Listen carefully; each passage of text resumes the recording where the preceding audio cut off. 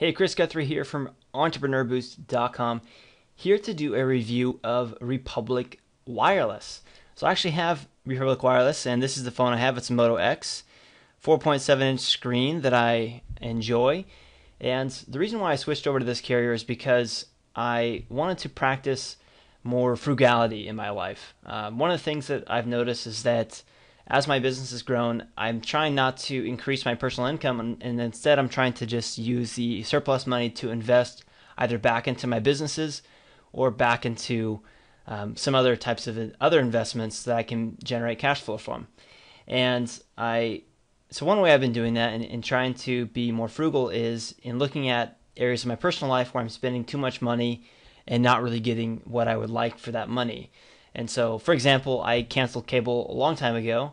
I had it for the World Cup, but then I got rid of it again because the time spent watching TV could be spent working on my businesses or time spent with my family. And the same thing can be said for my cell phone. I was paying $160 a month for a couple iPhones unlimited through AT&T, and now I'm paying $25 a month for my Republic Wireless phone, my Moto X, and that gives me roughly the same experience. So I actually want to talk briefly about the phone, but right now on the video you can see there's a button where you can click to go to my full review of the phone and Republic Wireless. So here, though, I'm on the page. It's been here for a while now since I started talking, but you can see I've been a customer since back in 2013. I'm recording this in August 2014, and basically I like the phone. There are a few quirks though which I wanted to cover here and then in my review. First of all, part of the reason why I went to move is because this is a 4.7-inch screen, and I was tired of the iPhone having only a 4-inch screen and a smaller option. So I wanted to get a larger screen. Now I think with the iPhone 6, they're going to have larger screen options. But I wanted a larger screen, and the Moto X offered that. The actual switching process, switching from the iPhone over to Android using Republic Wireless, was actually very simple. I did it in about 2 minutes. Again, you can click my full review both on this video and then below it to be able to see how to do that. Now, some of the things I didn't like about the phone that I've kind of lived with and that have been okay. First of all, the picture quality. The picture quality from the phone is just not as high as the iPhone 5. And so presumably it's not going to be as high as the iPhone 6 either. So that's one thing that I didn't like that much, but they did offer an update a few months ago which did improve it a little bit. The main issue is just the shutter speed. It just takes too long when I click the buttons for it to actually focus and take the picture. That's the thing I don't like the most. The other issue too is sometimes the call quality isn't good, but there's ways to actually solve that. So with Republic Wireless, the way it works is they have a service where it's basically hybrid calling. And when you're on your home or in an office or on another person's Wi-Fi network, your calls can be routed through there. And then when you're not on Wi-Fi, you're going through Sprint's cell towers. And so they're able to charge less because they know that you go through Wi-Fi for your calls, which is basically no cost to them. And so the problem comes up when you're in an area where Sprint service isn't very good.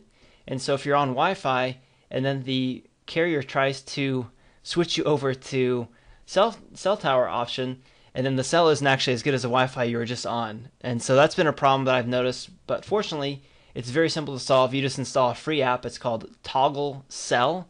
And then what you can do is when you're on your own home network or other networks that you designate, you can just disable the cell option. And so that way, all your calls will be routed through Wi-Fi. And that works just fine for me. And then the only other issue that I've experienced is that as a previous iPhone user, I've had some issues with text messaging to other iPhone users. I think because the way Apple has their messaging platform that's unique to their operating system. But I talk about that in my in-depth review of the phone and the service when you click the button that you see on the video right now. Ultimately, though, my huge ambition really is to not spend just incredible amounts of money as I increase my business wealth and growing my business, because I want to just keep my expenses low personally and use that to reinvest in my business and also just in other assets, rather than trying to spend as much money as possible. And so one way I've done that, again, is by paring down and going with a less expensive cell service. I know it's not that much money, but it's part of it too is the mental, just the shift towards a frugality standpoint and not towards one of excess.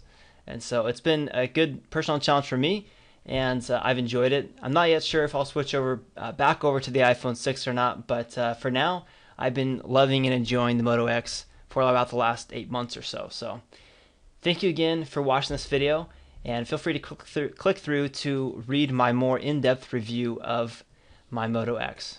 Thank you very much for watching.